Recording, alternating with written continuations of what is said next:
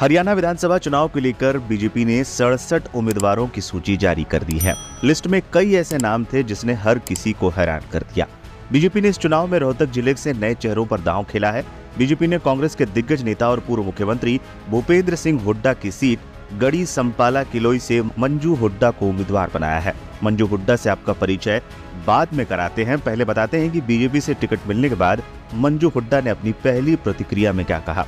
मंजू ने कहा, भूपेंद्र हुड्डा है, मैं उनसे आशीर्वाद लेने जाऊंगी।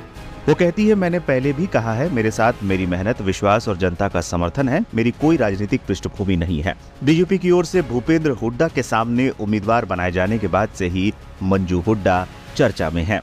देखिए, मैंने पहले भी कहा है कि मेरे पास सिर्फ मेरी मेहनत है और मेरा विश्वास है और लोगों का साथ है, प्यार है, तो बस मैं वो ही करूँगी। और कोई मेरा, वैसे तो मैं कोई मेरा राजनीतिक बैकग्राउंड तो है नहीं, सिर्फ मैंने अब तक 1.5-2 साल में जितना भी कमाया है तो मेरे पास तो सिर्फ मेरी मेहनत है, तो वो मैं करूँगी। क्या मुद्दे रहेंगे इस चुनाव में आपके विधानसभा? मुद्दे तो जैसे अभी मैं चेयरपर्सन हूँ, तो मैंने बहुत डेवलपमेंट के काम करवाए हैं, चाहे वो किसी भी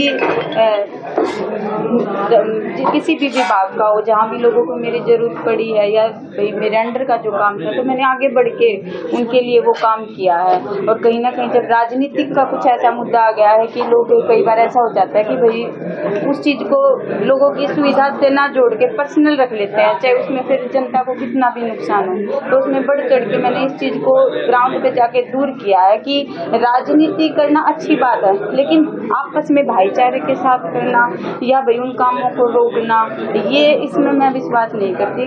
ऐसे तो फिर हम बहुत पीछे रह जाएंगे काम करवाने। कौन है मंजू हुड्डा? मंजू हुड्डा गैंगस्टर राजेश हुड्डा की पत्नी है।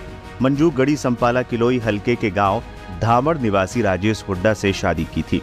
मंजू हुड्डा ने बीजेपी से टिकट मिलने के बाद एक सवाल के जवाब में कहा कि उनके पति का पीछे चाहे कुछ भी अतीत रहा हो, लेकिन पिछले 10 सालों से ऐसा कुछ भी नहीं हुआ है। वो एक समाज सेवी के तौर पर जीवन व्यतीत कर रहे हैं।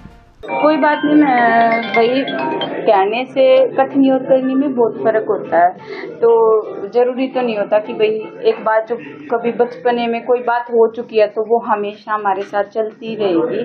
और मेरे पति ने कभी ऐसा कुछ अभी तक राजनीति में आने के बाद भी और उससे पहले भी पीछे के जो 10 साल हैं, कोई भी ऐसा काम नहीं किया कि किसी को पर्सनली हर्ट किया हो या किसी का बुरा कर दिया हो।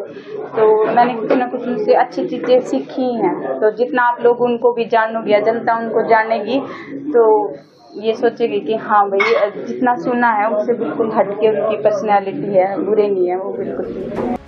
मंजू हुड्डा साल 2022 में बनी चेयरपर्सन। गैंगस्टर राजेश हुड्डा की पत्नी मंजू हुड्डा साल 2022 में रोहतक जिला परिषद के चुनाव में चेयरमैन बनी। मंजू हुड्डा के पति का नाम राजेश उर्फ सरकारी है। वो रोहतक का नामी गैंगस्टर है।